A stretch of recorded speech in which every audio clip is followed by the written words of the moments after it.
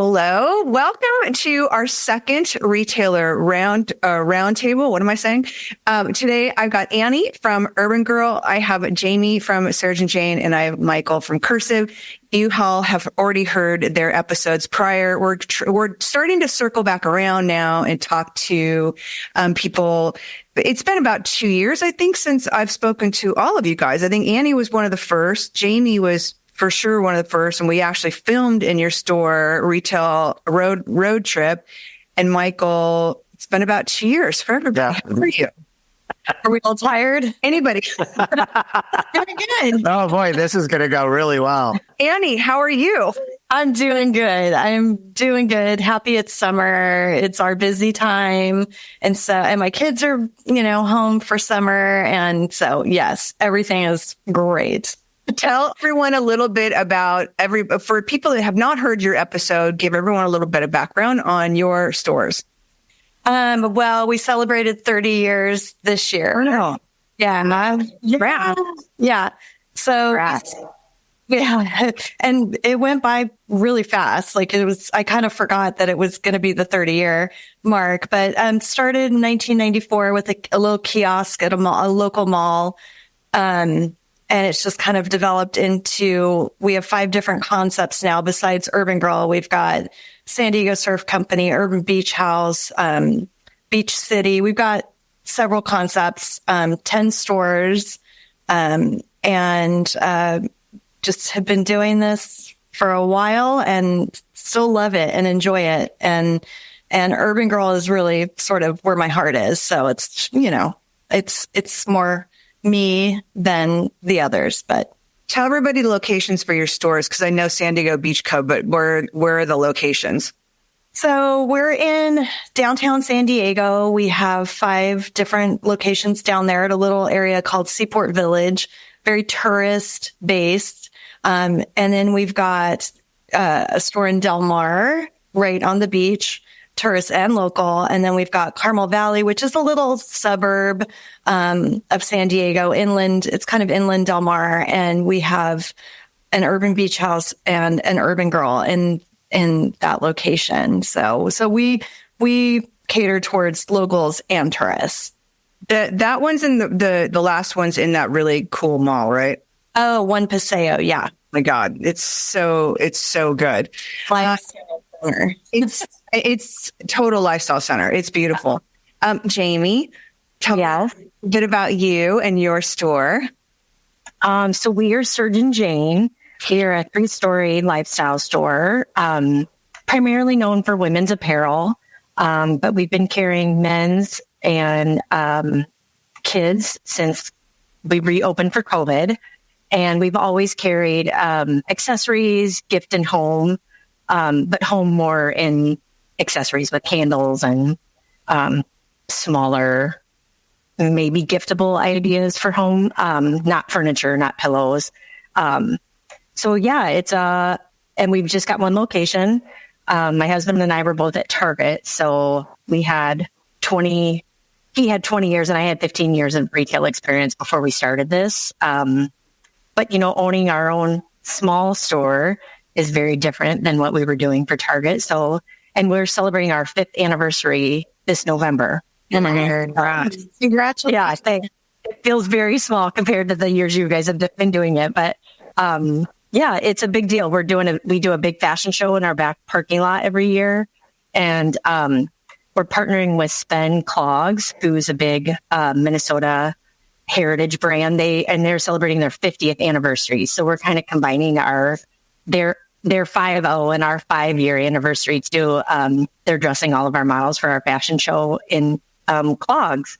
How fun. So yeah, it'll be a big event. And this year our theme is kind of just celebrating our big anniversary. So you do so many events, and I can't wait to talk to you about your events, because you do so many and you pair up with magazines. And I mean, it's like you guys have a strong event platform for sure.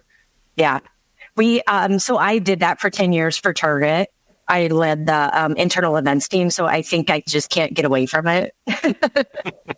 It adds to my retail experience, but I also just think I can't stop.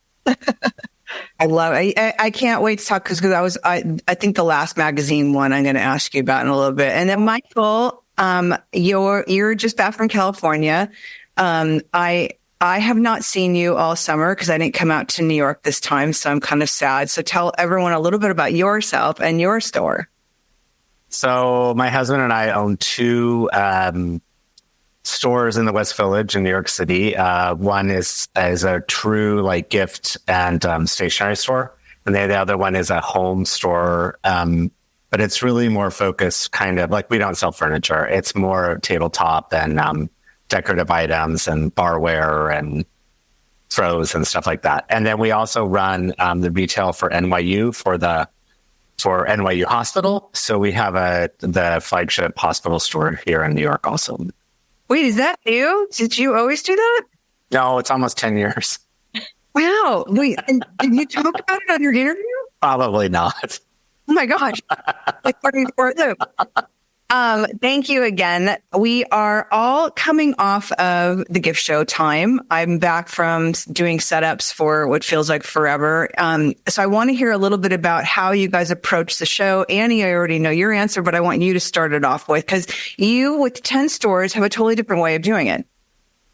Well, yes, I don't do the summer shows. So much of what we sell are, we have all the surf brands. We've got, UGG, we've got, Z Supply, brands like that. So with those, I'm dealing mostly with reps, and they come to the warehouse and show the lines. And so for gifts, we're not a huge holiday fourth quarter. We don't do a lot of Christmas stuff. So for me, summer shows, I usually go on vacation. I usually just go. That's my dream, to have my August back. I would love it.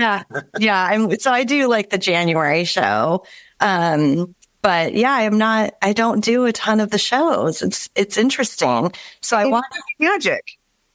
I need to do magic. I'm spoiled because everybody tends to like come to me. And so I want to do magic. I need to do magic. I need, but I don't know.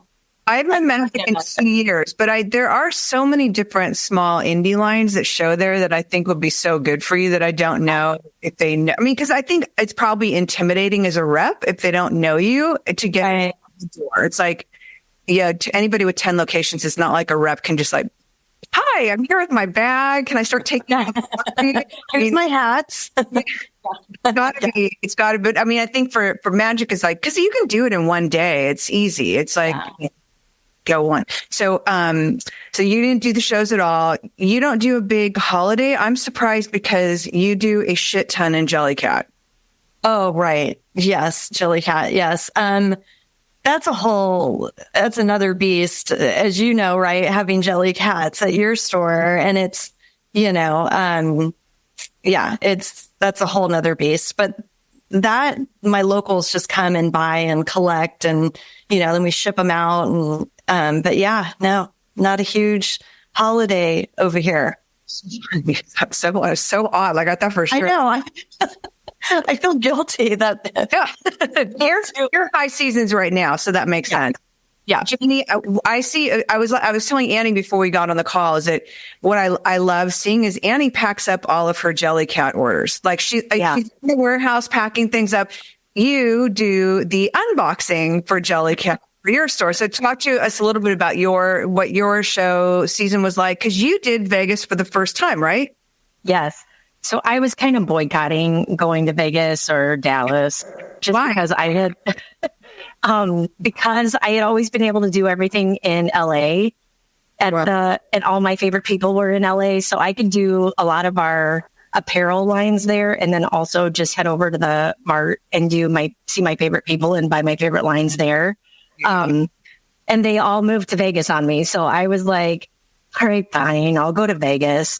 And I ended up really enjoying it because I got to see all of them and new stuff. So I was like, all right, yes, I know I should have been doing this way more earlier than I had been. But, and I actually walked it with, one of the magazine lifestyle editors from one of our big local magazines here. And because he does a lot of the shows, I think he did Atlanta and Dallas both before he did Vegas. So he's kind of already pre-shopped and like pre-met a lot of the reps and a lot of the brands. So he kind of introduced me to his favorite things. That's how I started the show, was I spent one day with him. And then Casey and I went back and I kind of showed him everything that we had looked at, and we didn't edit too much, which I was a bit surprised by. I was texting Jared. I was like, hey, so Casey gave us the green light on most of this. Because usually Casey wrangles me in a little bit when I go too far whimsical or too far edgy. But he kind of gave us the green thumb, or the thumbs up. But so then I spent the second day and then a half day, the third day, on my own, going back and just writing orders and connecting with a lot of the brands that I hadn't known as well.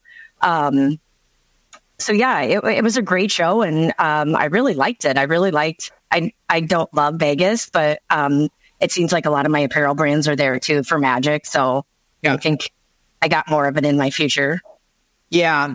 I was so mad because I think you texted me or DM'd me when I was literally driving. I could not drive out of Las Vegas fast enough. I was like packing my car the night before, and I wanted out of there. And it's the first time I did the show the day before for Rock Paradise. And it's the first time I have it in probably the last 10 years. I didn't see temps.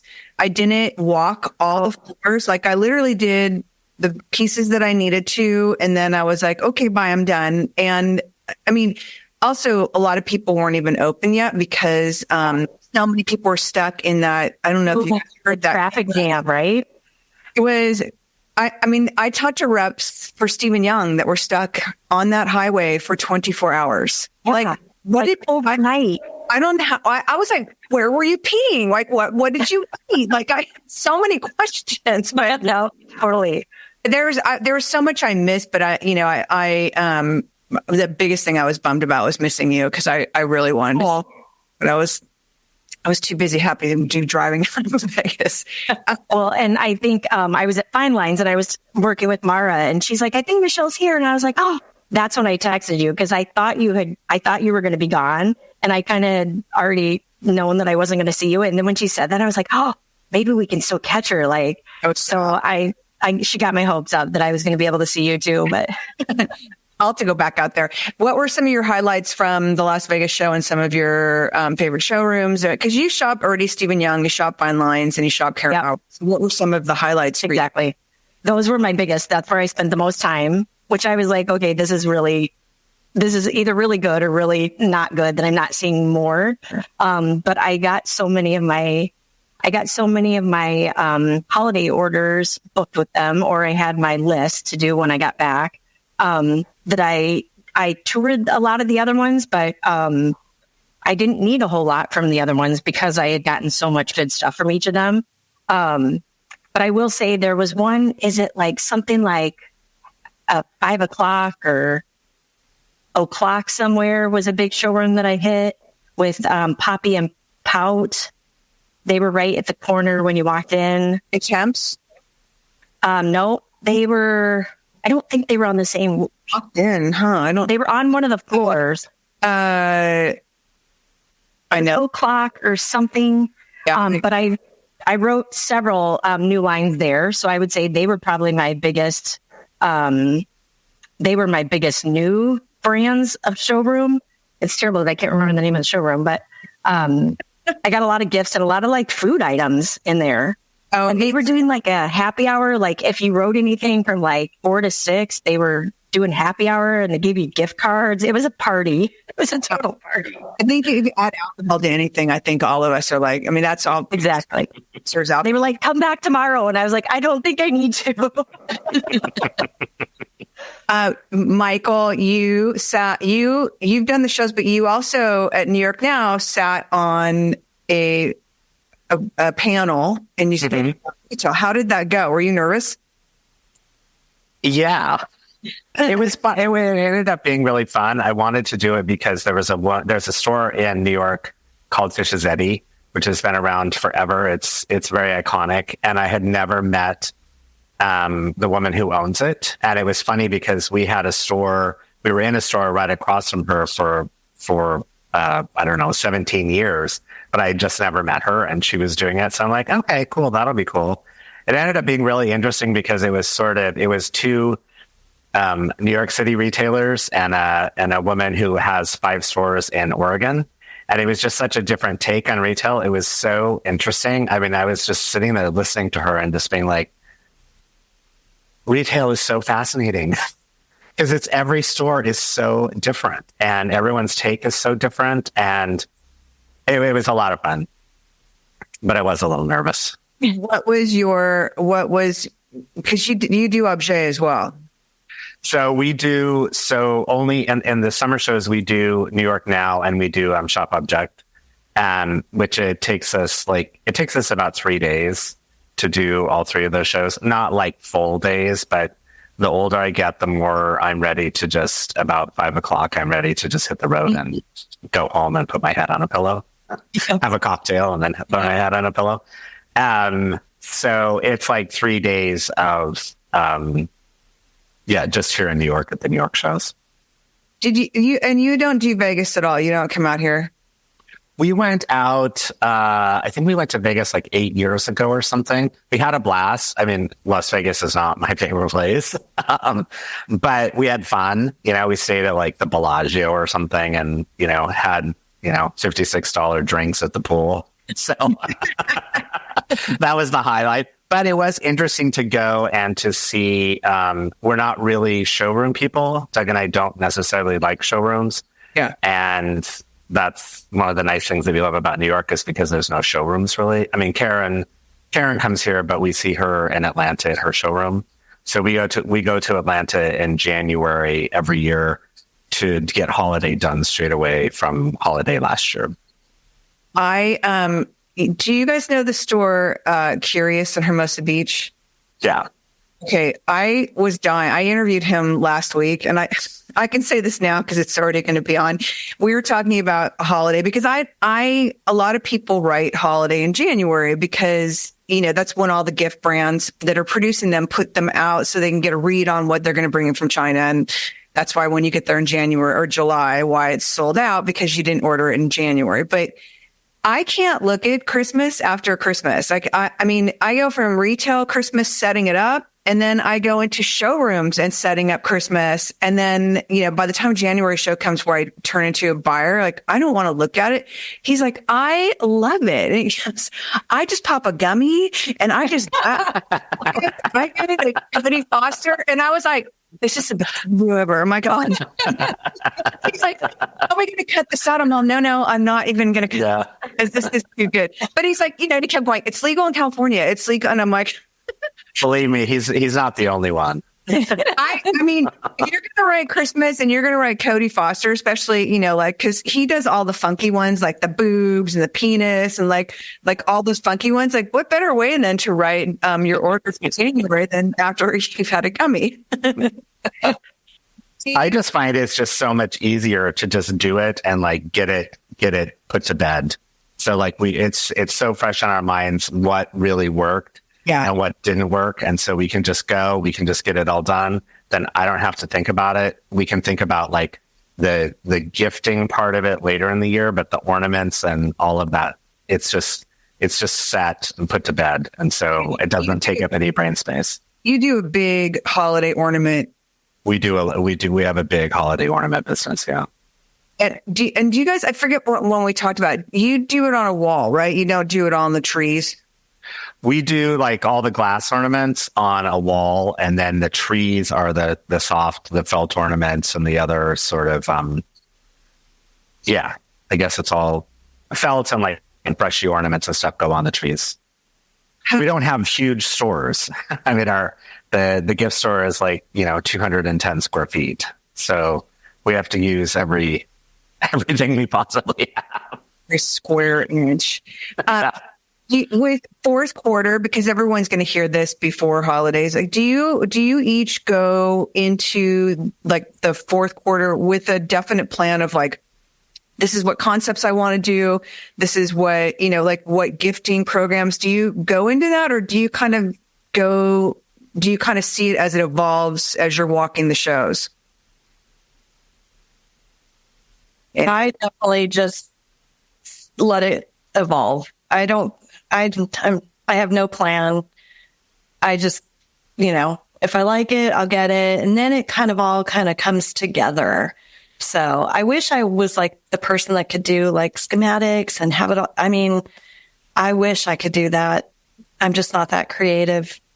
But what about for your holiday overall? Do all the stores have the same vibe for Christmas, or is it each store has an individual look, and is it more dictated by the apparel than it is the gifts? Yeah, for Urban Girl, it's gifts. I mean, we definitely, for the holiday, we break out it's all gifts and stocking stuffers and all the jelly cats. And then for like the surf shops, it's clothing. And there's really, we'll put some Christmas trees in there. But that's it. It's clothing dictates everything for those shops. Yeah. It's a different animal than like gift stores. Especially surf. It's like, it's so very different than, like if I think about Jack Surf or any of that, like no one does decor. There's no like feeling of Christmas whatsoever. It's just people standing in lines, like waiting for their flat boxes and to get rung up. The one thing I did last Christmas, though, that I wish I would have bought more, Target had this blow up elf, from, Will Ferrell elf. No. And I put that at at the 3 Urban Girls at the door. And it is so tacky and terrible. But that thing, like, everybody wanted their picture with it. And I'm like, so I should have bought 10 of them. But yeah, so that's Christmases we got, really. So I think you need to go online and find more. I know. I want to. Maybe they'll have another one, this year. Jamie, one, I want you to go back and talk about your Christmas window that you did that one year with the kid, because that's such a great story. And then talk about how you go into holiday and your pre-planning and what it looks like, because you are kind of a planner. Yeah. So the holiday window, that definitely happened organically. And sometimes it does happen like that. We were talking, it was right after COVID, and he was telling me about how he was setting up his holiday trains early because he didn't have anything else to do. So he had them outside, like he was shopping with his mom, and he was just talking. I was just asking him, so how's your summer been? And he was like, oh, good. I set up my holiday trains in my backyard. And I was like, tell me more about this. And he's like, yeah, I have like a holiday village. And I was like, I've always wanted to recreate the windows from Home Alone. I said, but I don't know if I could ever set up the train track for the Michael Jordan. And he was like, I could probably help you with that. And I said, okay, if I get the Jordan cutout, do you think you could get him so he could do a loop in my windows? And so, I think that was like July or August that we started talking. And his mom reached back out to me in like October and was like, hey, were you serious about because I was like, I'll buy you the train, whatever part you need, like if you could just help me build this. And he and his dad engineered me an entire track and the parts that held the Jordan cutout so that they could like go back and forth in front of our 2 windows. And then we had the record player, because of course we have a surplus of record players here. And we had a dancing cardboard cutout with our pearls, and we had paint cans. So we recreated a lot of the big moments. We had a tarantula in the window. We recreated a lot of the moments from the original movie Home Alone. And that was by far our best one. We've tried to match it every year since then. We tried to do the Island of Misfit Toys the next year, and we had a giant Yeti out front, or the Bottomless Snowman. And he kept our grass isn't we don't have a lot out there. And he kept falling over, and he looked drunk like most of holiday. Like I was like, this thing is such a pain. I hate this thing. So we raffled him off at the end of the season, because I was like, we're never bringing him back. And then I can't remember what we did last year. That's terrible. I don't know what we did last year, but so we do have a big theme this year that was kind of came out of the Jellycat. So we're doing a big gingerbread theme because of their gingerbread. I think they did like minis last year, or they did small ones for the tree. and they did bigger ones this year of the boy and girl gingerbread. So our whole store is going to be gingerbread, including I found a gingerbread 10 by 10 fixed like structure at Home Goods, and we're going to put it in that small piece of grass out front. We're going to have a gingerbread station out there, probably just serving hot cocoa. I'm still trying to get my mom to ship me some gingerbread every couple days, but we'll see if she'll do it or not, because she's a great baker. But she's like, do you know how much that's going to cost me to ship it? But so, yeah, we have a huge gingerbread house that's kind of playing into our Jelly Cat theme this year. So, but as far as like I'm doing a little bit different this year. I'm going to try to do like a gifting experience, or a gifting, probably a gifting experience is what we'll land on calling it. But we're going to try to set up more vignettes to walk through on each floor. So even if you're not buying kids or you're not buying men's, that you still hit each floor to try to just see what we've done on each of the floors. And we're going to have maybe gingerbread cocktails upstairs. Like, we're going to theme it all gingerbread, but it'll be like our bigger categories that we carry day in and day out. We're just going to try to holiday them up a little bit. I love that.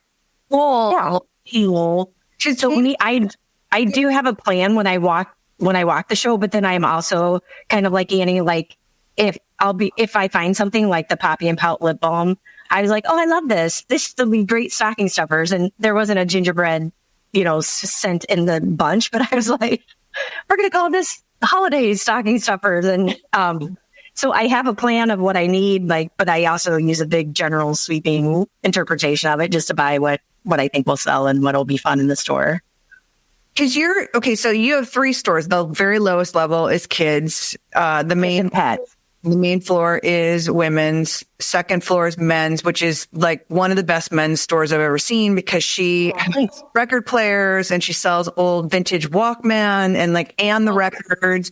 There's a full bar set up there, and you sell all the bar accoutrements with. I mean, it's like so well done. And then the very top is the rooftop garden. And how often do you have events? Because it seems like between the fashion shows and like the other, like, what was a pool you did with Fun Boy? You did another summer one with Fun Boy where, outside you had the photo op thing. Like, it seems like they're getting like bigger and more, Yes, Casey would probably agree with you that they are getting bigger and bigger, but, so we put in a pool last year at my house, and we did a summer photo shoot, but we did it so late in the season that we couldn't do it last year. So we did it for spring break this year. And so the pool party was the launch of the magazine that was coming out. So Fun Boy was our big partner on it. And then we themed it Palm Royale after the series. The series had just come out, and so it tied in perfectly with all of the product that we had in the store. So that was really to celebrate the magazine launch. But then it really tied into the start of summer too for us. So, but the rooftop, we can really only use, like, if we're lucky, 6 to 7 months out of the year. So we kind of have to squeeze in a lot in the summer season.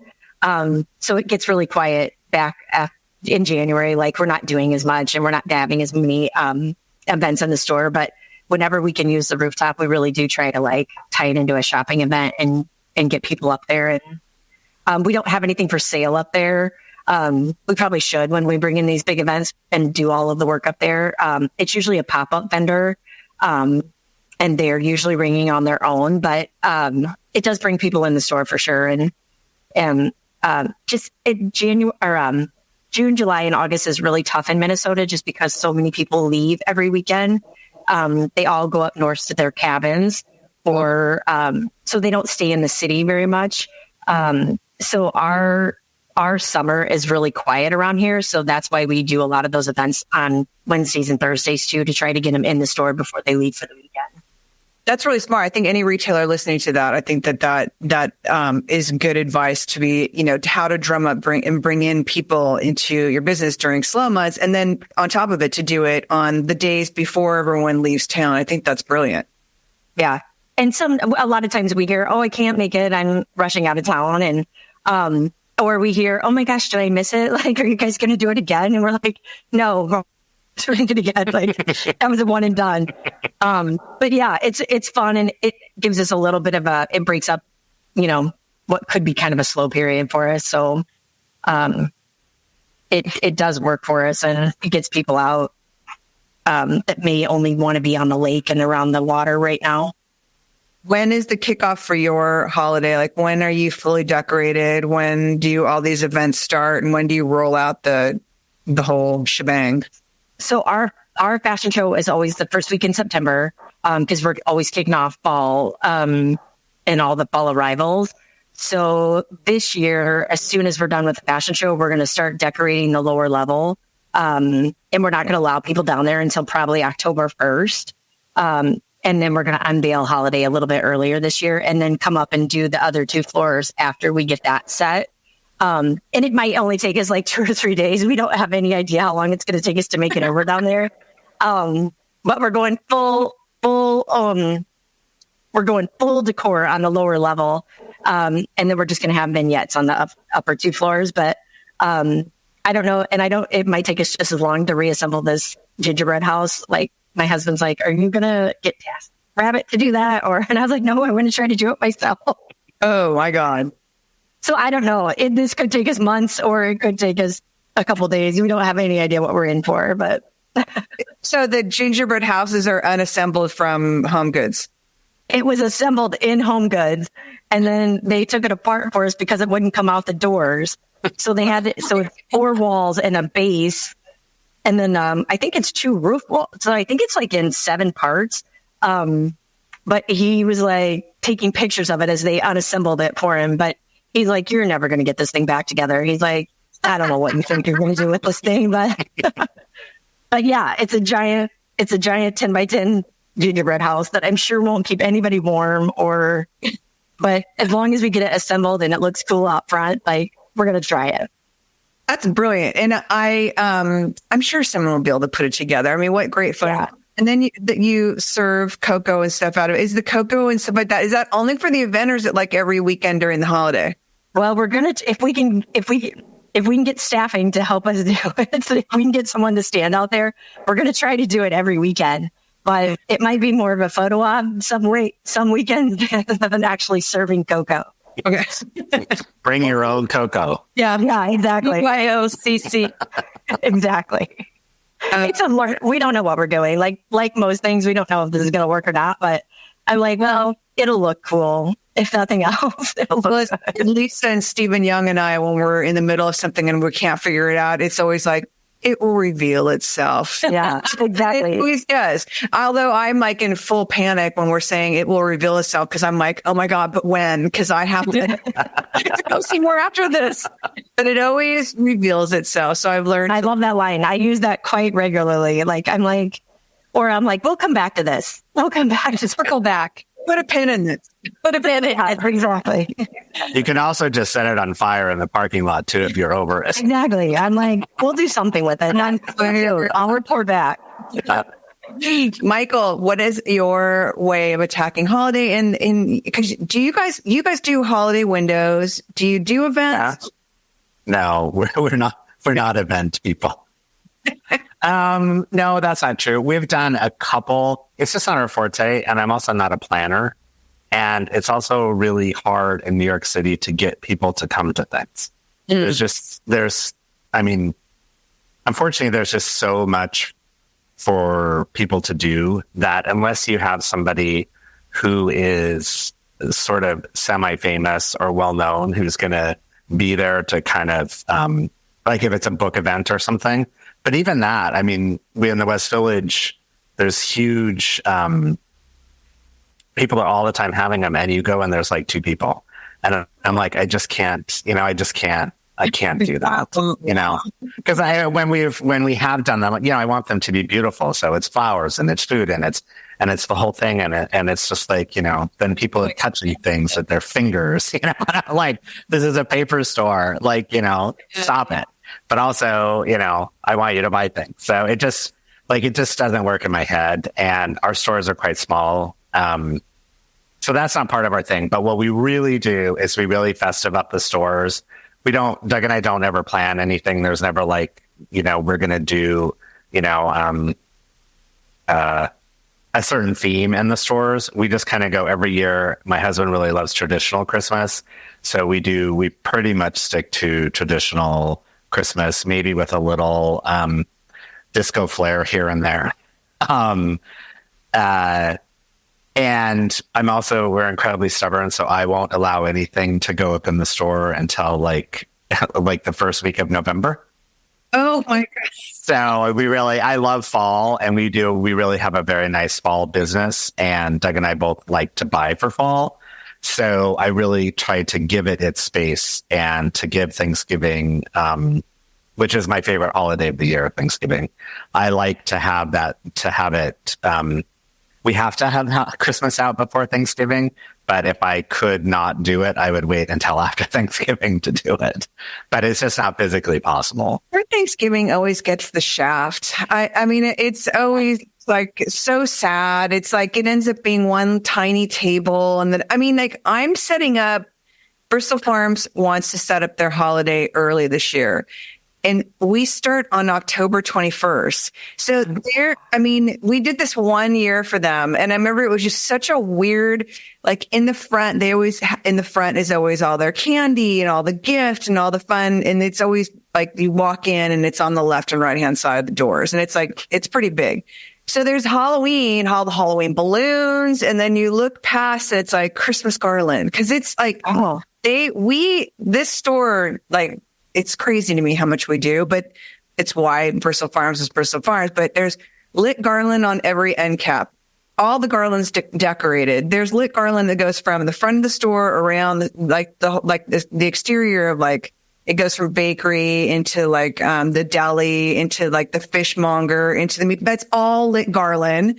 There's trees. There's wreaths at every register, and it's like it's great. But I think the philosophy behind it this year, which is kind of smart, is like getting people's mind on buying Christmas, as well as they do huge meals, like pre-order your turkey, all your sides, whatever. And they really want to get that in front of people to get that top of mind. And they know they're going to get the pushback of like, oh my God, it's not even Halloween yet. But I will be done and I'll be gone, so I won't have to hear it. Have you been to Zupan Market yet? No, where's that? So there's one in Lake Oswego and one in Portland. It's. I think you would just love When you love, right? I love it. I go straight from the airport to Zupan Market. I have to get that It information. sounds so strange, but it's just so beautiful. And all the produce, all the Oregon produce, and they have all the made in Oregon. And it's just a very well done, beautiful, beautiful market. I'm going to go. Like family run. They only have two or three, maybe. It's gorgeous. Out here, it's like, it's weird. You'd think like there'd be like really great produce I'm like in farmlands. Yeah. In Medford, where I am, the farmers market sucks. So when we went to Bend this weekend, it's like, oh my God, it was so my people. I was telling Annie before we recorded, like, it's much more liberal. It's much more open-minded. So this one restaurant that's really well known, we went in, and I was so happy to see two lesbians sitting together with a Kamala t-shirt on. I was like, but people. Love it. Because there's no way you would see that here in Medford, like at all. Like it's very red. So it was just, but it's so beautiful. And their farmers market was 5 blocks long, I think. Like some of the most beautiful produce I've ever seen. So I have to go there. So a little side. Yep.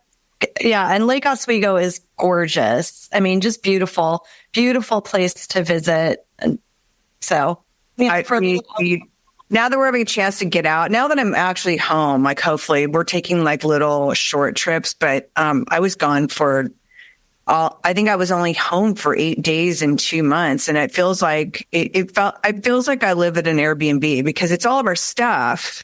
But yeah, I haven't been here, so it's very odd, but it's nice to be here for more than a couple days. I sent you guys, because I know it's getting into almost an hour. I sent all of you guys a email and asked you guys to have questions because I know I have a lot of questions, but I find that retailers asking other retailers questions is far more interesting. So who would like to start? I'm going to put it out there to you guys. I'll go. Okay, you go. Terry, no, you can go. No, you go. Okay. I want to know what the craziest trend is right now in your store, something that you're like, I can't even believe this is selling like this. Wow. Taper candles. Paper candle. Yeah, we've just been having this weird, we've been gone last week. We were on vacation last week, and I come back, and our guy Gianfranco was like, "Oh yeah, this is I put together an order, and I'm like, why are you And he's like, well, we've sold out of taper candles. And I'm like, what? Why? How is that possible? And he was like, yeah, we just and these people were coming in and they were like, we have candelabras. And I'm like, people have candelabras? It was just this weird thing. I'm like, what is going on? So yeah, so taper candles. So have you seen that company? It's a company, I want to say it's called maybe British Provisions. And they do these beautiful taper. Oh, that are different colors. There's that. Yeah. And I just saw them. Yeah. Beautiful. Those are fun. And they'll actually, pro tip is they'll let you select your assortment if you want to do boxes of just your own assortment. You have to order, I don't know, maybe 12 boxes or something. Yeah. But they're beautiful. Yeah, really good. Gorgeous. Jamie? I would say it's not that unusual, but our E. Newton, are you guys familiar with the E. Newton bracelets? No. We've been selling them for a couple of years. And Fine Line was, get on it, because but they are a huge trend from, they were already selling well for us the last couple of years, but the Bama Rush has really skyrocketed the sterling silver. The what? And so I've had sterling silver since we started carrying the line a couple of years ago. But this summer, every teenage girl and every college age girl was coming in asking for the sterling silver. So The Bama Rush. The Bama Rush on TikTok. What is that? So these girls they're freshmen typically, I guess, down rushing the sororities at Alabama. And they do outfit of the day videos. And they go through the jewelry that they're wearing and the clothes that they're wearing and the shoes that they're wearing. But they always say, and I shouldn't do a Southern accent, but they talk about their E. Newton stacks. And so they've apparently converted to now silver is the silver. We're selling out of silver like crazy. I'm going to check that out. Yeah, it's crazy. We have girls coming in with stacks of them on their arms, and they're amazing because they have initials and they have beads, and every one of them is unique. So it's highly collectible, but I finally have sold almost as many silver as I have gold. So it's been really fun. Is it in a particular showroom? Fine Lines is where I found it the first time. Fine Lines. Yeah. And Mara told me about it well before I brought it in. I was like, yeah, it's a 14 karat gold bracelet. I was like, we've got those. It's the little beaded ones. Yeah. No. I love it. They come out with them seasonally. They came out with the 4th of July collection. They have a holiday collection. And every time we post that we have new ones, people rush in here for them. So did you guys get on the trend of, or I think maybe you had at one of your events, the permanent jewelry? Yeah. Do you do that as well? I don't. Sorry. Go ahead. We had a gal that did it for us for 2 of our events. And I think we were kind of ahead of the peak because I don't know that people really fit or were into it. And we did that probably 2 years ago, and we still have people coming in asking for her when is she going to be back? So it seems like it's stuck around and it's getting more and more popular. Yeah, there's a girl out here who does it, and she does, little pop-ups at stores and events. But yeah, no, I think the interactive thing. I don't know if you guys all feel the same way, but I feel like with retail, that interactive element is super important, and having that, I know with sales producers, we brought in, Conscious Ink, which is temporary tattoos and they sell them like in packs of 5. And I said to them, like, you guys should have somebody there putting them on the buyer so they could see what they're like. And they did. And I just got the recap and they're like, people were like swarming. Fred Siegel say energy creates energy. Like, just have something going on, open your boxes on the floor. And it's like, the permanent jewelry, I think they had someone doing that as well at the show. If you bought something, you would get a piece of permanent jewelry. And it's like, it's fascinating to me to see what people will do. The conscious ink tattoos are great. Like, I brought those into a couple stores and like you said, they were putting them on, us. So we looked like we had sleeves walking around the show, but they last a long time and the spinner's great. It doesn't take up too much space, but people are buying those. I'm going to bring them into Rock Paradise because it's all like, it's all like, be good. And it's all, the be kind and whatever you want to call that. It's a funny time right now. Michael, your question from Annie. Are you the taper candles? What are your questions now? Mine. Okay. So how do you guys approach sale? How do you approach putting things on sale? Because I'll just tell you where like I'm coming from it. We've never really done a sale. We don't carry clothing. We have some accessories like some scarves and hats and stuff like that. But I'm trying to wrap my mind around, and it's funny because it's like 25 years in business. I'm like just now coming around to like, how do you do a sale? So I thought I'd ask you two, like, how do you approach your sales? Annie, do you want to go first on that one? Sure. So we actually have a warehouse that I open on Tuesdays, and the whole thing is everything in here is 50% off because with all of our stores, I don't like cluttering up the stores with the sales section. Mm-hmm. I don't know. I just don't like doing it. So, we had this office and I thought, my gosh, it's in like a warehouse kind of area. And I thought, why don't we just bring all the sales stuff here? And every Tuesday we open, everything's 50% off, final sale, credit card only. We have a little dressing room, and that's worked out really well for us. But yeah, it's great if you haven't had to really have a sale, section. That's amazing. You're an awesome buyer because that's phenomenal. What do you do with stuff when it doesn't sell? Like, do you have anything that's bombed, Michael, or is it just you take it home, or what do you do? No, actually, we buy very judiciously and often. So it's part of our buying thing. Is like we basically are buying stuff every day. So luckily, if something bombed, how I would traditionally do it beforehand is if something bombed, I would just reprice it down to kind of go to see like where the price was, because sometimes it's a price issue, and then it would go, and then sometimes we'd do like a little sales shelf maybe or something like that. But now that we have the home store, there are some things that are just bigger, it's harder to do that. So I remember the last time Michelle was in and she came into the store and we were looking at the store and we had a little sale thing. And Michelle's like, she's like, that's your sale? She was like, hey, it looks like it's the most beautifully despite, you couldn't tell any really difference, it was no signs. Here's a tiny, I think we had a tiny little sign, but it was just like, and now, so we just put stuff on sale. We did like an etagere, and I was like, okay, well, if we're going to do this, I'm going to do it when I'm gone. So I did it before. I'll look at it.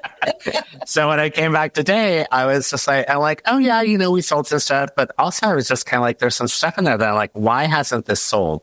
And I do think it probably is because it doesn't look like it's on sale, even though we do have signs. But I can't wrap my head around, I don't know. It's a problem.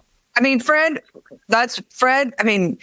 it's so unrealistic now in this world, but back in the day, Fred believed if you don't have a sale because you didn't buy wrong. And if you have a sale, it means you bought wrong. And it was only once a year, which if you bought, the sale was always in September. And if you got deliveries in September of your fall one in October and it bombed, you couldn't fucking offload it till like the next year.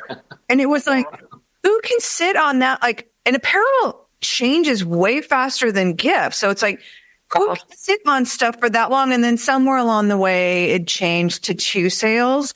But it was always like not like it was like you made a mistake and like you had to be really cautious about but it was like you're gonna have bombs. It's like you're gonna have shit that doesn't sell, and you either sit on it or take it home or give it away or they actually I have done the price it down thing because a lot of times the price point is the issue. I've actually done that a couple of times and it has worked, and because the other side of the coin is a lot of people are like, get schooled on, sale comes like Gap. Everyone knows Gap sales, like markdowns happen Tuesday. Everyone knows Anthros markdowns happen on Wednesday. And then you start to train the customer that there's always sale. But Annie, for yours, since it goes out of the store and you actually physically have to go to a different location, has it been hard to get people to go there with only 1 day a week, and you're only advertising it on social media, or are you advertising it another way? Yeah, no advertising. We've trained people now. They come on Tuesdays. It's when we do our meetings here also, the reps will come and show lines here. So we're here anyway. But clothing is another kind of animal because for all the surf brands that there was a time, with COVID, and then there was backup and things weren't shipping.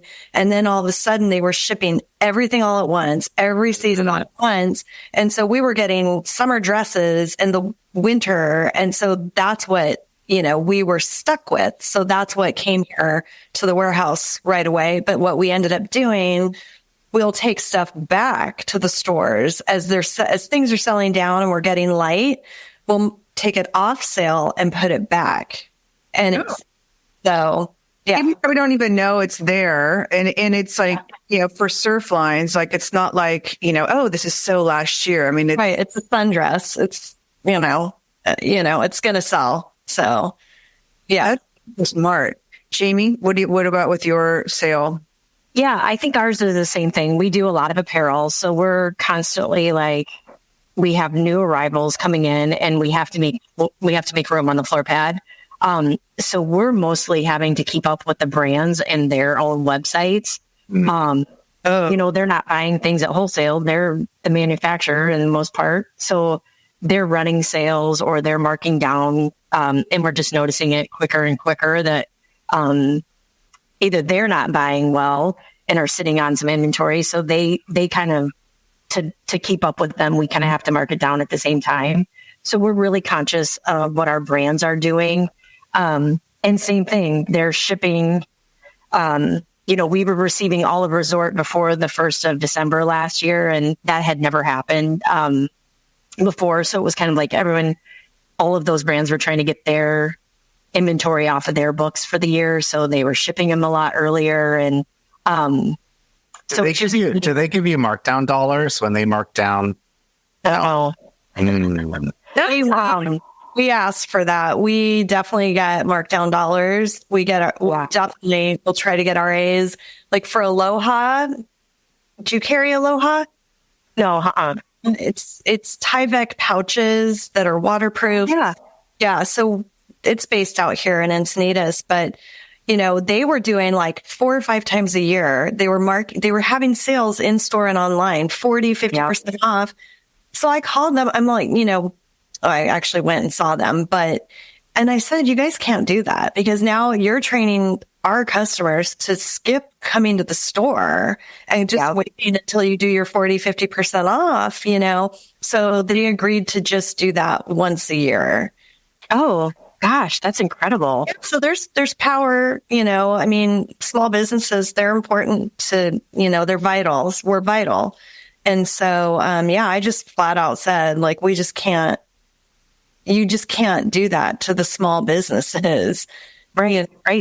So, well, for the, what I was running into, and I wonder because apparel, for the manufacturers, like there was a couple lines we had bought for Burt's Pharmacy, and you go on their line and they don't even mark it up a full 2.0. And then, I always tell everybody like 2.2 is the very lowest, 2.5 where you should be at. And have the manufacturers have it on their online at that price. And then, so I went to them and they were like, well, they're not going to check our website. I'm like, really? You really don't really check their website? They're on fucking Amazon. Like of course they're going to. So we had to drop them because they were like not going to waver on that. And it's like, do you have that problem with apparel on your end? We definitely do. We definitely know that they're even looking in the fitting room. They're searching what they're trying on in the fitting room to see if one of our brands has it cheaper. So we actually have it on our cash wrap that we don't match, like when you sign up for an email and get the 15 or 20% off for the introductory when you sign up for emails. And we have a few other call outs, like right before Black Friday and Small Business Saturday. Like we have certain times that we definitely don't match their markdowns. And I have a big note on the cash register that explains why, that we give to local fundraisers and we support school activities and we pay our staff like above minimum wage. And that's why we can't match these brand markdowns. No one reads it, I'm sure, but it just made me feel better that I put it up there. You can point to the sign. Exactly. Here, right here. We even have people calling after they've purchased something to say, well, Farm Rio has this marked down on their website. Will you guys match it? And I'm like, well, because they don't have a small left. That's why, you got the small because at that full price, because no one else has a small in stock. So it is like, it's not daily, but it is like a little bit of a weekly grind to stay on top of what these brands are able to do. And, the whole online shopping. Do you think it's getting worse, or is it the same, or is it's getting worse? Yeah.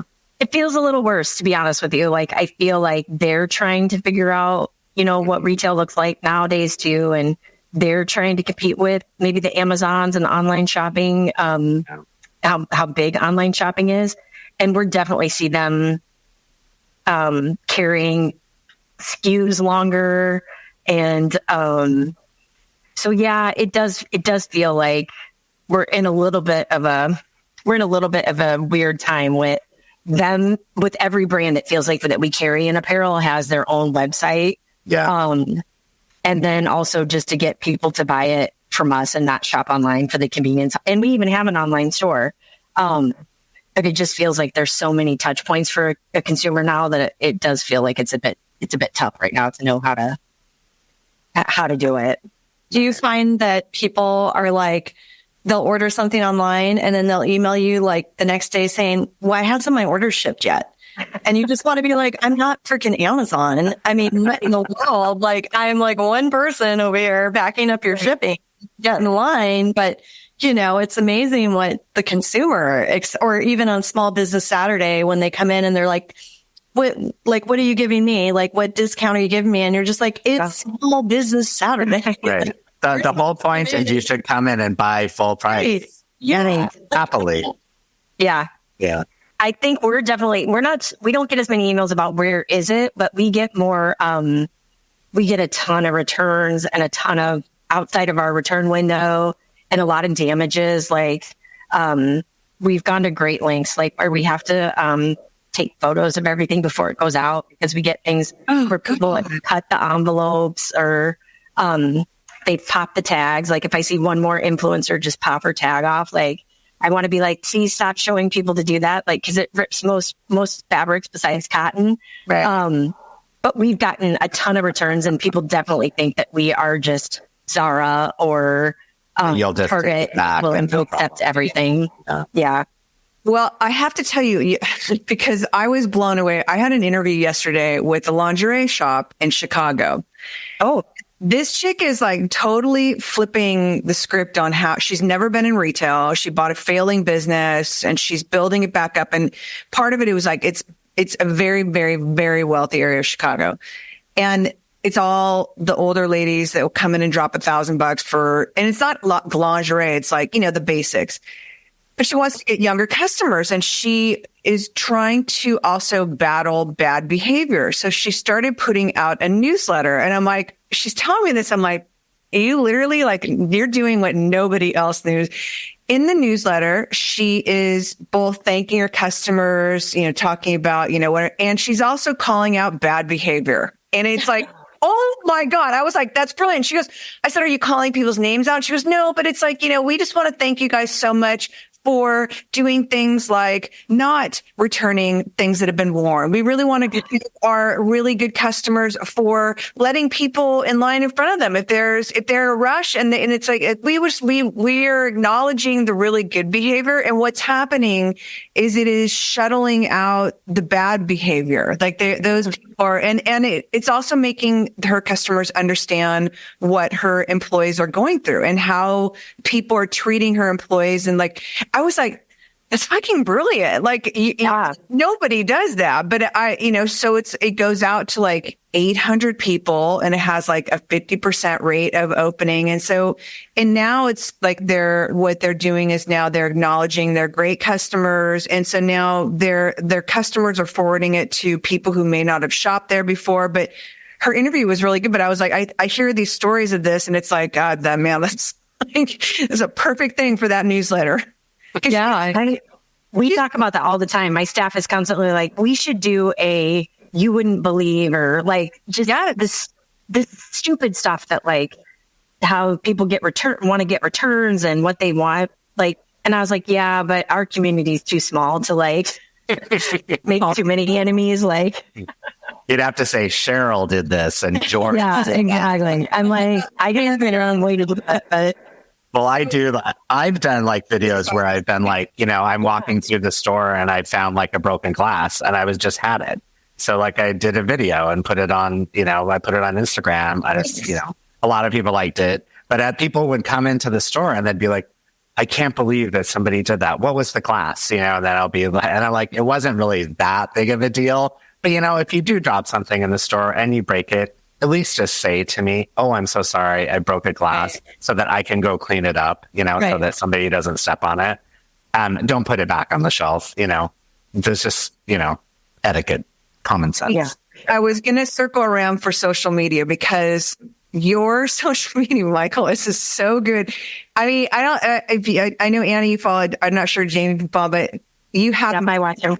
You overhear things in the store and you will post them, the customer thing of the day. And then also your rants. I love walking through the city. It's like the best. So talk to me about how that kind of evolved. And like, I want to hear about how both of you, Annie and Jamie, how you guys handle your social media. Michael.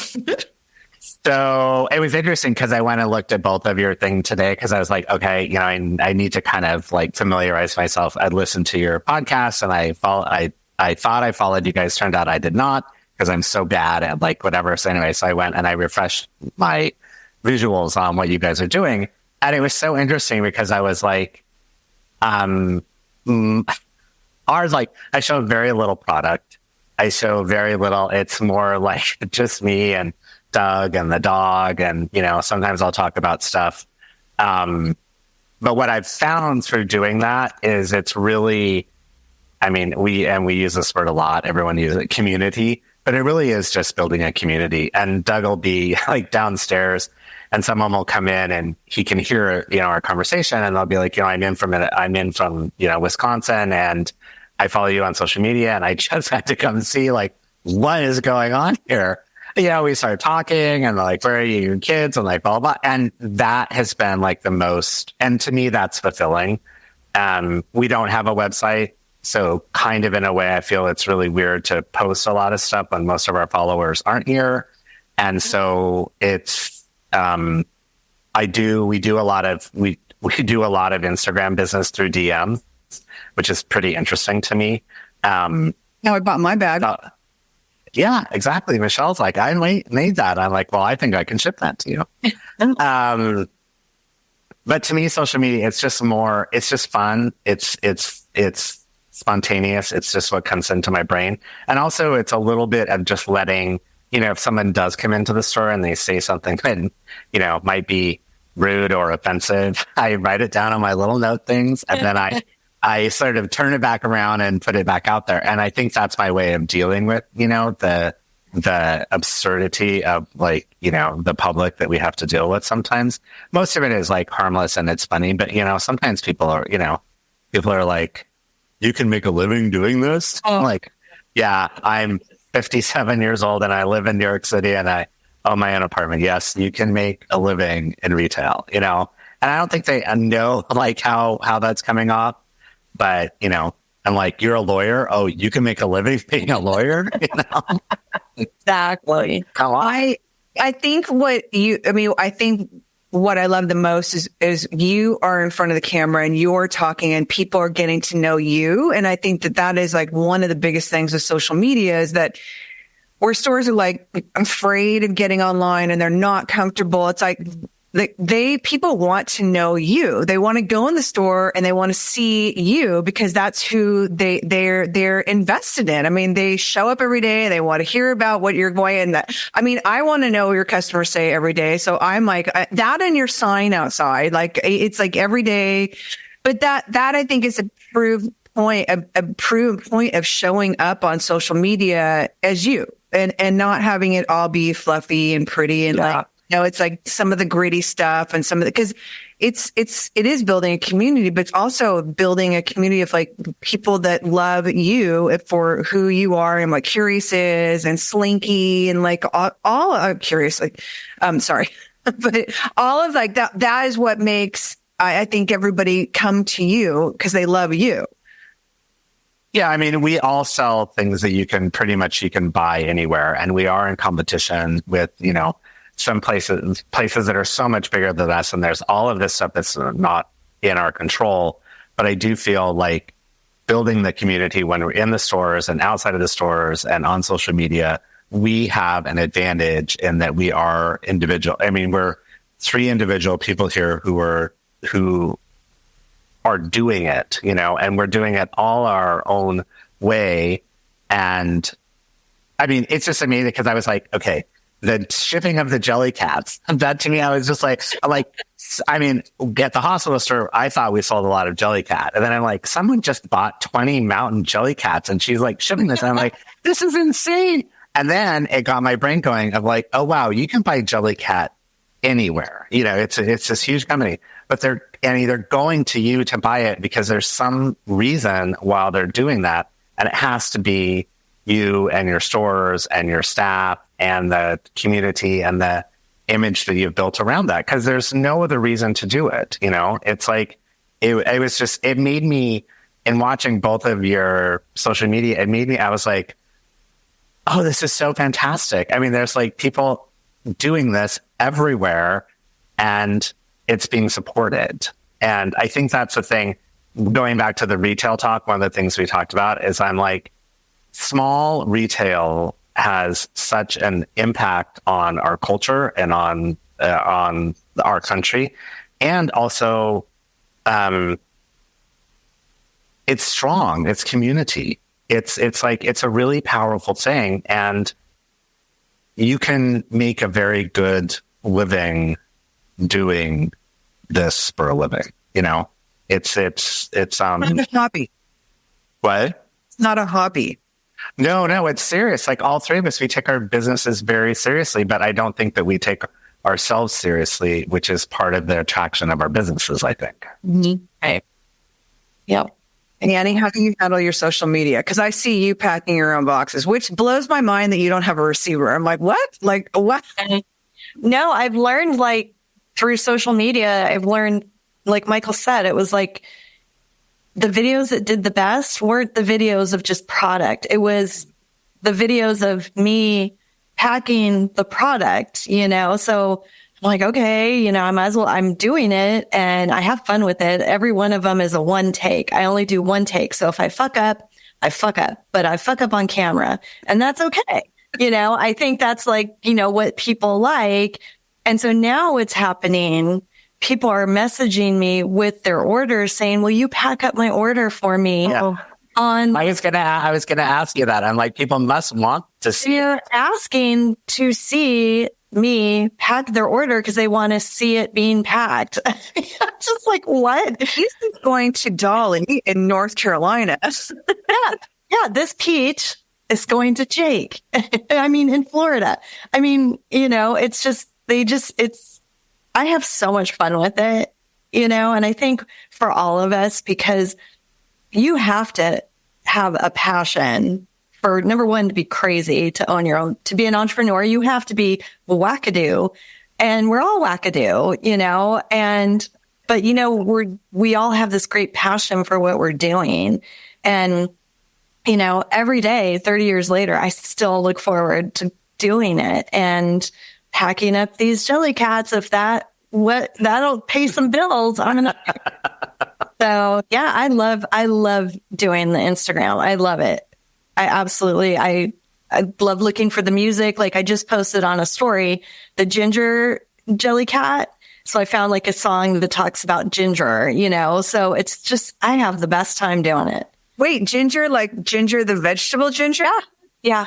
Didn't I see that? I didn't see that. Yeah. It was like a random, I checked the Jelly Cat site constantly to see what's constantly. And all of a sudden ginger arrived and I forgot that I had ordered it and it's gone. It's all gone in a day. Some of the vegetables, it's like the little brown thing. Is he a little bean? Is he a little bean?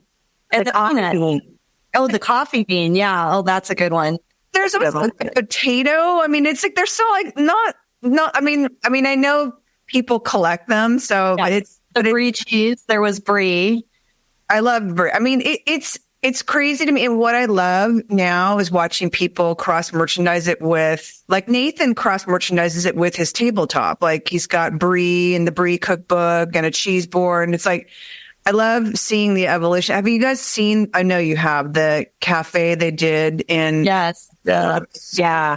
My God, talk about storytelling. It's like, oh, and here's your little fish and we're going to wrap them up. Oh my God. Pop up. Oh my God. So cute. So, on your social media, because you're the face of your social media, and you were on there. And I love also you guys do fit checks and do we'll show the denim in the fitting room. So how has yours evolved, and how are you enjoying it? I think that's nice of you if you think I'm the face of it, because I definitely am not. I try to hide it and not be on it as much as I can. I do the box openings because no one else will do it. But I hate being on social media, which I know is, listening to you guys is making me like, okay, I need to we put a ton of effort into it, but I still don't like myself on camera or on video. Like when I watch it back, I'm like, oh gosh. And so I'm really, I really struggle with it. I have a young gal that loves creating content, but she always wants me to be in it. And so it's a little bit of a push and pull between what she wants me to do.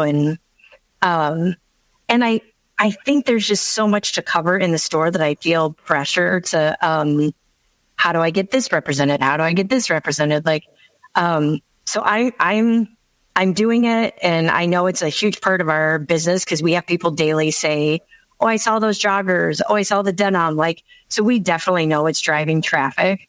But it definitely doesn't feel like our personalities are maybe out there enough yet, because my staff doesn't really like to be on camera either. Of course, I attract people that don't want to do it either. So I don't know. We're still navigating our way 5 years in. Like, it's, and Casey ran a lot of digital and a lot of the, he was at the forefront of that at Target. And so we know the importance of it, but it's definitely not something I did while I was at Target. Like, we didn't talk about our events or promote what we were working on. So I didn't start doing it until after I left, and I was well behind the Facebook and Instagram early adopters. Like, I didn't start doing it until about 10 years ago. So I don't know. I think it's hard, but I know the importance of it. You do great and you look great. And it's like, I think it's like Crystal Media having her on, and like everybody, don't look for perfection. Don't look at Yeah. And even more, like Annie said, the more you fuck up, and people like that. People like to see the real part. I don't think people want to see the polished, perfect, Right. Because nobody is. And ours definitely isn't polished. Like, and I think I did a post about that a few weeks ago. But like, if that's what you're looking for, this is not the place. But, like the lo-fi, like I was working with a brand strategist and she was like, yeah, lo-fi's back. And I'm like, well, I think that's all we've ever been doing. Like, I'm like, I don't think that should be our strategy. Like, I was like, I don't think you understand that we don't consider ourselves very professional around here, but I don't know. It's just not something like, I guess this was maybe one of my questions for you guys is, I had listened to both of your, podcast with Michelle. And I was curious because I think you guys talked both about having like a point of view and, curating your stores. And I'm curious, are you guys struggling at all with like, how do you stand out from social media, but also shopping in stores, like people wanting just the same as everyone else because of social media? Like, I feel like our store has a real perspective and a real, even if you don't get it, it's like steeped in rock and roll and it's cool. And, but again, we don't take ourselves very seriously. Like we have scrunchies and we have, like canned nuts and stuff but so it's not like we think we're super cool and you have to be super cool to shop here. But what I'm finding is that people want more like things that look like Lululemon or things that they can just buy at Lululemon. And like, I've had a lot of like just people wanting more of the same. And I feel like, I'm curious what you guys think about that. Like, are you not finding that in your stores or in your Instagrams? Like, cause that's what I feel like is really hard for me to get across is how to tell that our story is different, but also like to, reach the right people. Any ideas, any tips for me? Gosh, I mean, I'm probably in the same boat as you, where because with clothing, there's Lululemon, there's like Viori's one of our top brands, right? But I don't know. I just kind of keep looking forward. I keep doing what I want to do, what I think is true to my brand. Wow. And in a way, I'm like, I don't care what anybody else thinks. I'm just going to keep doing what I know to do, what I like, what I see out there. I don't know. I haven't really ever like worried about that or thought about that. Yeah. And maybe it's just different out here in California, San Diego, I definitely think that my aesthetic and my point of view would work better probably on the West Coast. We say that our vibe is definitely steeped in California culture. So I'm sure that's part of it. Yeah. But also just when I'm scrolling through social media, I'm like, I don't want a white background. I don't want to, and I'm like, but I notice that when we do things that are cleaner and a little like more, not polished, but just look a little like everything else, like it seems like, all right, is that what people are looking for? Is because it gets likes or it drives somebody in? And I'm like, I don't know. I always think back to before there was Instagram, before there was Facebook. And I kind of wish it was still that way because the pressure to like do it, it's exhausting. Like it's just so exhausting. And I just kind of like, I'm just going to do what the fuck I want. Like, I'm just going to be true to myself. Yeah. If I want to do a white background, great. If I want to do a pink background, I'm going to do it. I don't care. But Jamie, your store is is so different from everybody else. That's what I would be playing up. I mean, that's what I would be in everybody's face with is like the music, the rock and roll, the background of it, who Sarah and Jane are like, and how it all translates to your store. Like, don't worry about what everybody else is doing because that's what Fred used to say. It's like, don't worry about what everybody else is doing. Like you keep your nose to the grindstone and you keep doing what you do and don't look in the rearview mirror about what else is doing because that's what's going to make you stand out. And that's what's going to make you find the people find you that love your store because of the vibe, because of the apparel, because the other thing too is if stores start playing into that, like our customers want, what they're seeing on social media, then you're going to have the problem of like, oh, I just saw this down the street and it was $5. Right. Well, and it's like, and then you've got that. But so if you stay true, I think, to who you are as a brand, especially like as strong as your brand is, like that's what should be driving the forward. And don't worry about what other fucking stores do. Keep going forward. Just look forward, Yeah. I also think you can take what people are saying. I mean, we get all the time, like, we saw TikTok, like, this looks like a glass that was on TikTok and it's not the glass that's on TikTok. Oh, yeah. And I'm just like, and I'm sitting there and I'm just looking at that. And I'm like, wow, this is just so interesting. Cause like, when I was that age, we didn't have anything. So I didn't know what anything was. Right. So if I walked into a store and I was like, oh, a martini glass, I didn't know what the fuck a martini glass was. Cause, like, what do you do with this? Right. So, and it can wear on you. I get where you're coming from. I just think that if you just really, you've built an incredible thing. It's incredible. It's 3 stories. You have a roof garden. You have an elevator in your store. You built this amazing thing. I think part of it is you just have to, in a way, learn to tune out some of that stuff a little bit. And just let it flow over you. Just let it, when somebody, like people will come in and they have no reference and they'll pick up a glass and they'll be like, it's $350 for a glass. And they're like, is this Baccarat? And I'm like, no, there's different makers of glass. Like there isn't one. Baccarat doesn't make all, the glass. Or this looks just like a Ralph Lauren glass. I'm like, okay, then go to Ralph Lauren and buy the glass. It's still going to cost you $350. Right. This glass is cooler. Karen makes it in Prague, and if you want me to tell you about it, I will. That's how I deal with all of that is I'm like, it's not that I think, we are pretty cool. You have to be cool to have a store to have it work because there has to be that edge to it. Right. But you're coming to me because hopefully you're going to trust that what I'm giving you is the thing that you wouldn't have been able to find anywhere else. And of course you can come in and you can find, we all carry, a bunch of the same brands, but it's the way it's styled. It's the people that work there. It's where you are. It's that vibe. It's the music. It's that urgency of like, oh, I just want to buy something here. And social media can help with that because it just can put out there that you are something different and you're not going to find the same thing. I'm amazed when people will come into the store and I think they bought all this really cool stuff and they come to the register and they have this thing that I was like, oh my God, that's the thing. And the whole entire store of all the work that I've done, that's the thing that you decided to take home.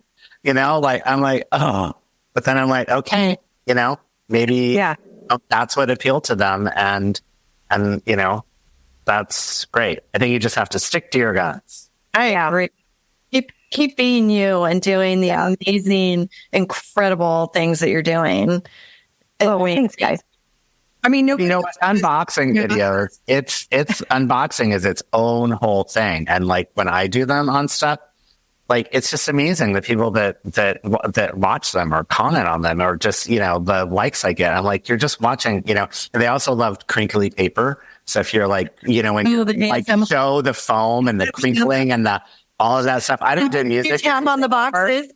I haven't gotten that far, but I thought about like, how can I do that? And I'm like, oh my God, that's just like, maybe I just a step too far. But like, the thing, and you're like, oh, this is sort of interesting. But you watch those unboxing videos, it's crazy. 30 million people will watch somebody, pull something out of a glass.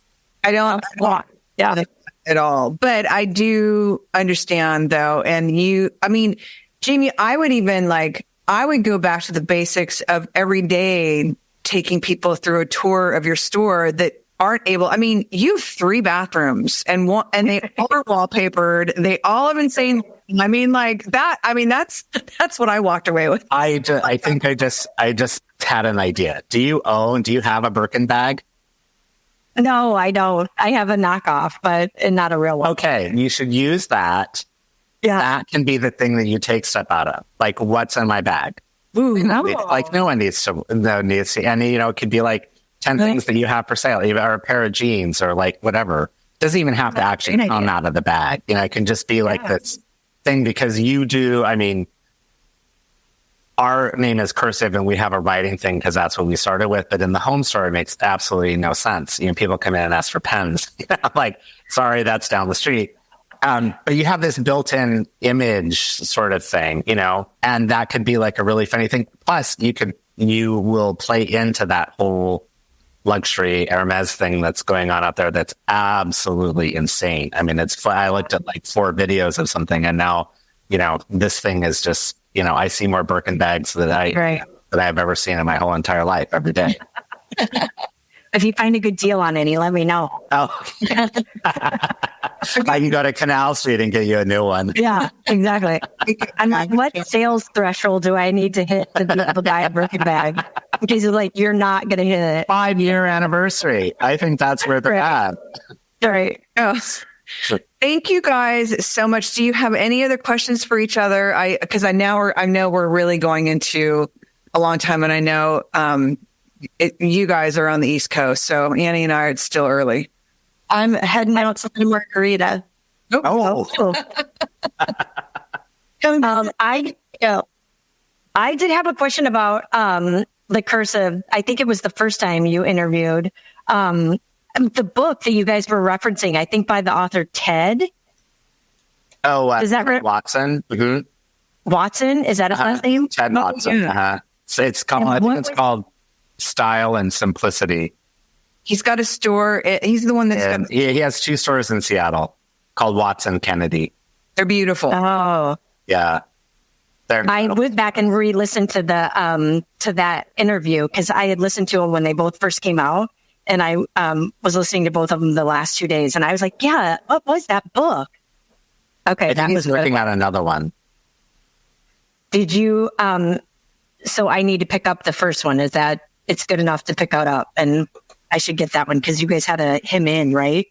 Yeah, that was one of the only events that we've ever done. But Ted is he's very social. He's very connected. And so it was great. I mean, and we actually sold. He's like, wow, you sold a lot of books. I think we sold like 40 books. Oh, wow. Kind of. That's a great event. Yeah. I was amazed. I was chit-chatting away, talking to people, so I didn't see what was happening. But at the end we went to dinner after, and he's like, I think you sold 40 books. I was like, oh, wow. Wow, that's pretty good. All right, well, I'll go to my local bookstore and try to find it. Yeah, there you go. It's really good. I bought it from Nathan. It's really good. Oh, yeah. Awesome. It's been great recipes. You guys, thank you so much. I am so appreciative of you spending this time with me. I love everything that you guys bring in. And like I said, it's like retailers asking other retailers questions and conversations that come up. It's like, I think that this is one of the things that a lot of retailers don't get. And I love having the 3 of you because you guys are 3 of my favorite people. So thank you so much. Thank you. I really appreciate it. So nice to meet everyone. Yeah. Yes. It was fun. If you guys are going to go to Atlanta in January, let me know because we'll be there. Oh, for sure. Mostly Annie, where are your stores in San Diego? Seaport Village, Carmel Valley, and Del Mar. Oh, that's right. You said those at the beginning. So there are 5 in San Diego? 5 downtown, yeah. Oh my gosh. Okay. But all different brands. Yeah. Okay. My son is moving out there to, we're moving him in next week to University of San Diego. So I was going to try to hit your doors next week. Message me for sure. And, you know, and if you need an emergency contact or anything out here, I'm here. Oh, thank you. Sure. We've actually talked to one of our Los Angeles rep. We've known him for 5-6 years now. And he's out there and we're like, hey, Kevin, can we send some things to your apartment? And Carrie's like, no. Oh, thanks. I will, for sure. Thank you guys. Thank you guys. Thank you guys. All right, bye, you guys. Bye-bye. Bye.